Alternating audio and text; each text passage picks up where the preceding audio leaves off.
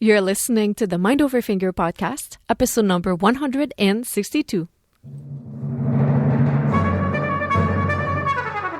Welcome to the Mind Over Finger podcast. Discussions on mindful music making, efficient practice, optimal performance, and building a purposeful life and fulfilling career. I'm your host, violinist, and certified performance and life coach for musicians, Dr. René-Paul Gauthier. Hello there. I say it every time, but I mean it.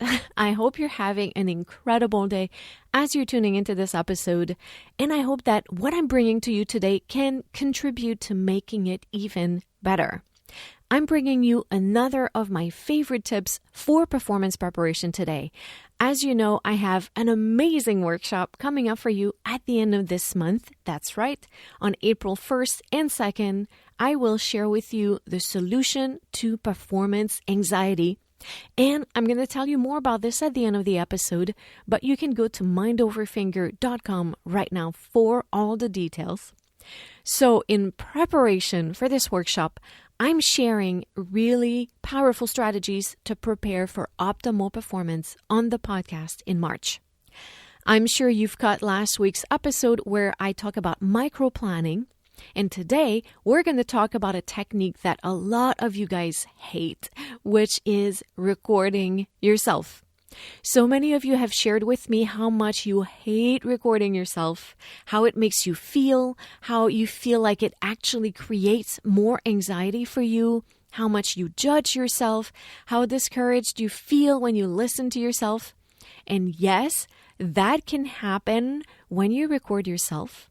But today, I want to share with you an approach to recording yourself that's going to remove all of your excuses not to do it. Let's dive in. This is a technique that I use and I share with all of my clients and students. And I talk about it in several of the workshops I give for various institutions. And when you start implementing it, you're going to see you will start raking in the positive results. I promise it. The same way that I did it in the previous episode, first I'm going to explain how to go about it. And then I'll explain why it works. I call this technique record, reflect, refine. And it's so easy. You have absolutely no excuse not to use it. Here's what record, reflect, refine is in a nutshell. It's one chunk performed 3 times. That's it. One chunk performed 3 times. I want you to put that on a Post-it on your stand right now. One chunk performed 3 times. What I mean by chunk is simply a short passage, something that makes sense musically to you. It could be a measure, 4 measures, 1 phrase, maybe 2 phrases, but I want you to keep it very short, no more than 30 seconds, because simplicity is important here. So pick a short segment or chunk that makes sense to you musically and is no longer than 30 seconds. Once you've decided on what you're going to record, press record and perform. Now, when I say perform, I truly mean it. Play it with the same engagement and energy that if you were performing it on stage. Be in a state of performance. To borrow the term that violin pedagogue Simon Fisher shared with us in his episode on the Mind Over Finger podcast, which is episode 69, turn the spotlight on. So turn your imaginary spotlight on and perform as if you were on one of the world's greatest stages. So for that 10, 20, 30 seconds that you're playing your chunk, you are full on performing. So that's the recording part. Then comes the reflection part. Listen back to your performance with an open mind. That's the part everybody hates. But the goal of this is to listen objectively without being overly critical, but also with an ability to grasp reality.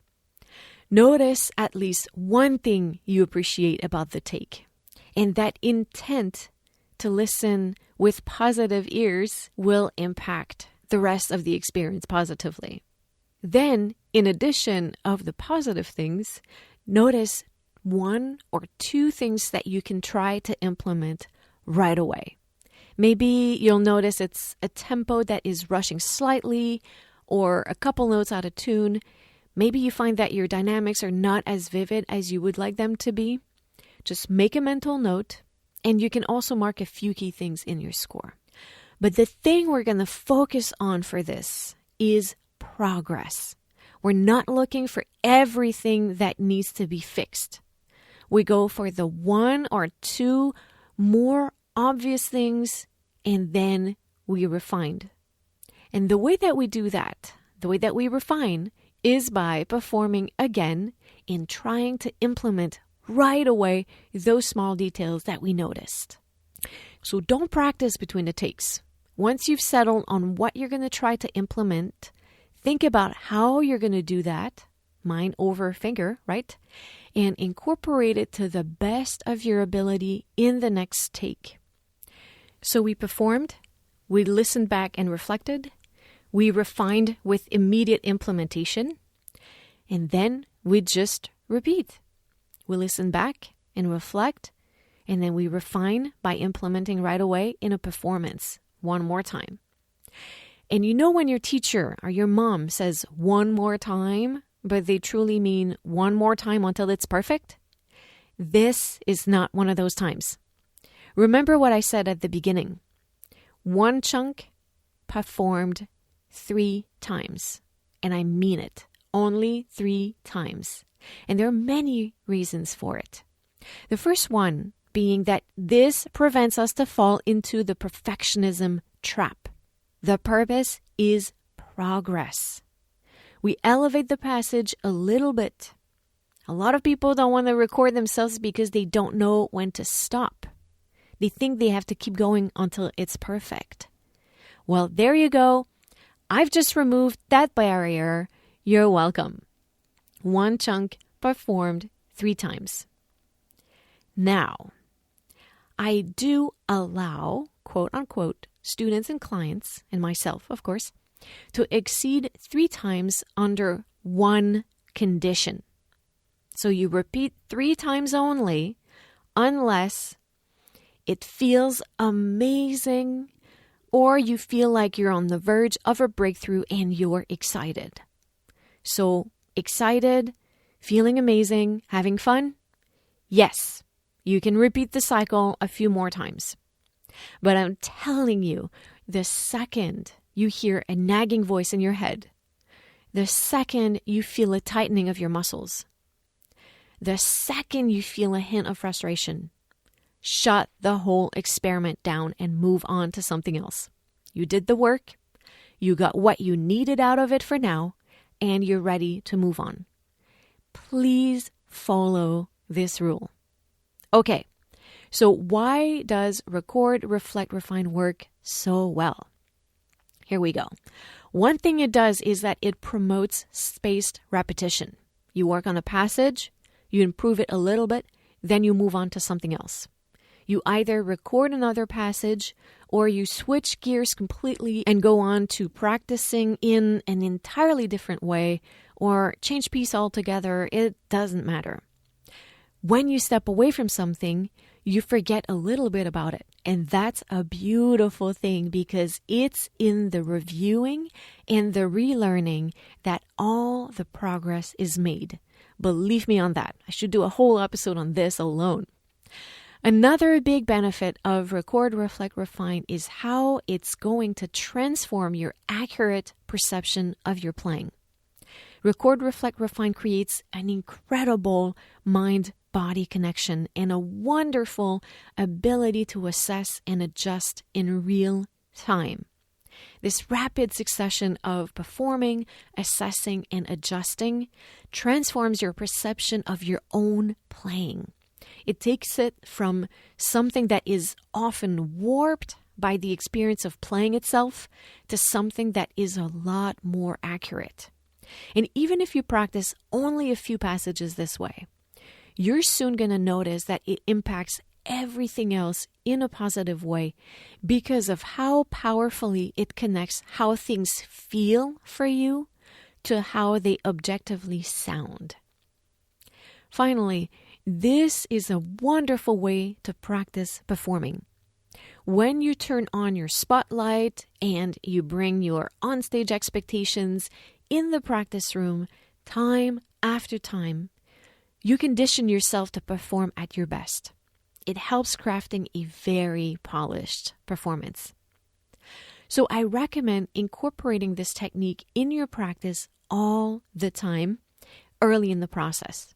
Maybe from the very first day you practice a passage.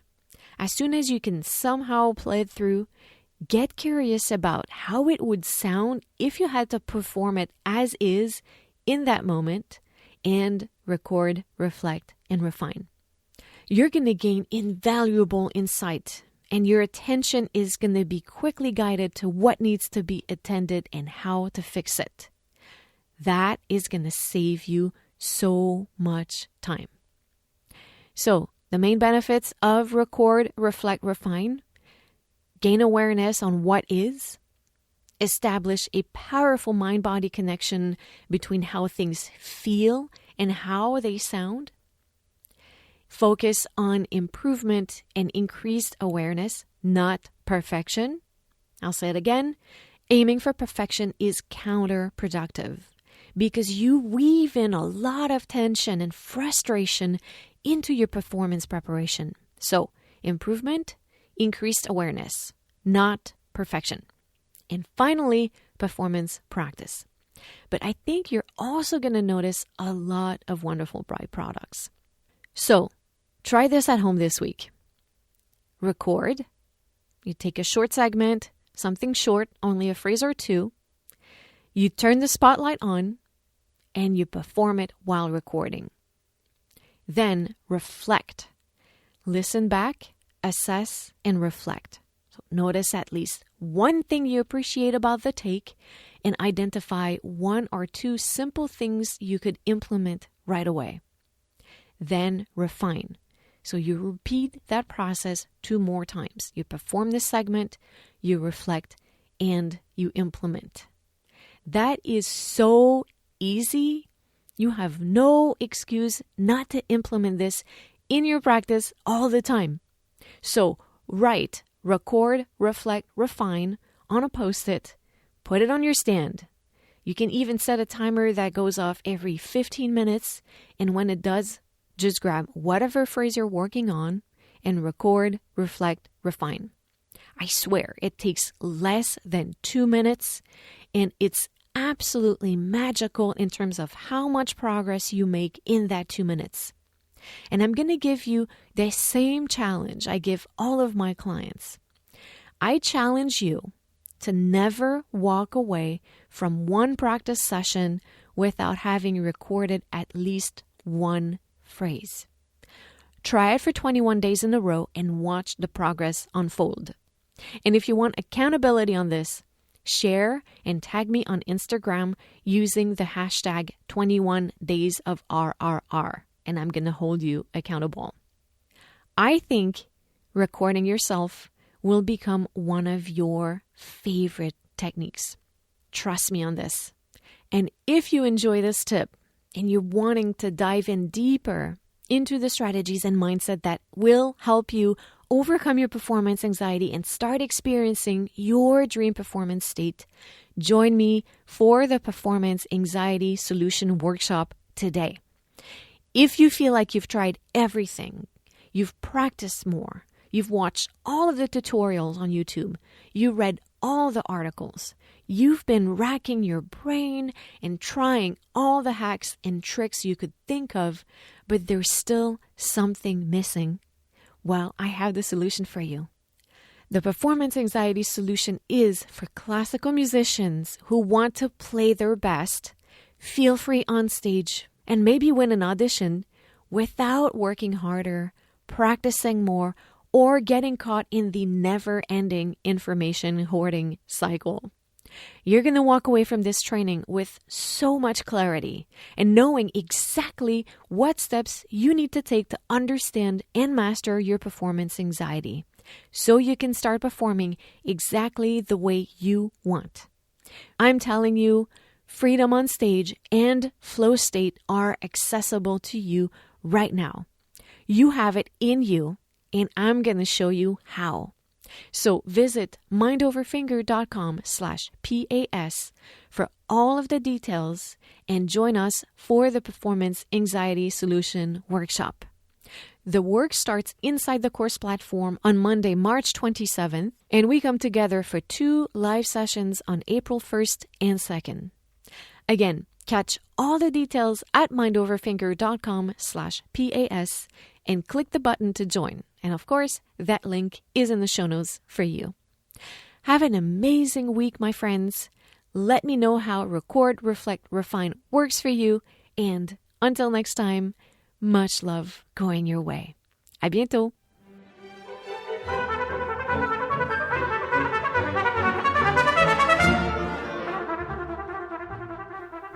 Thank you guys so much for listening. I hope you enjoyed this episode of the Mind Over Finger podcast. If this content was helpful for you, please share with everyone you think could benefit from it. Take a screenshot, share on social media, and tag me. I'm Mind Over Finger everywhere. So reach out, send me a DM, and let me know how this content helped you. Let's keep the conversation going. As always, I have all the information related to this episode in the show notes. You can find them via your podcast app or by visiting mindoverfinger.com, where you can also find more free resources on efficient practice and performance preparation, links to sign up to my free workshops, and information on how to work with me. Don't forget to sign up for my newsletter to receive your free guide to a productive mindful practice, transcripts from the Mind Over Finger podcast episodes delivered to your inbox every week, and more. Also, join the Mind Over Finger Facebook community, my private group, for access to my live videos and to exchange with a community of like-minded musicians.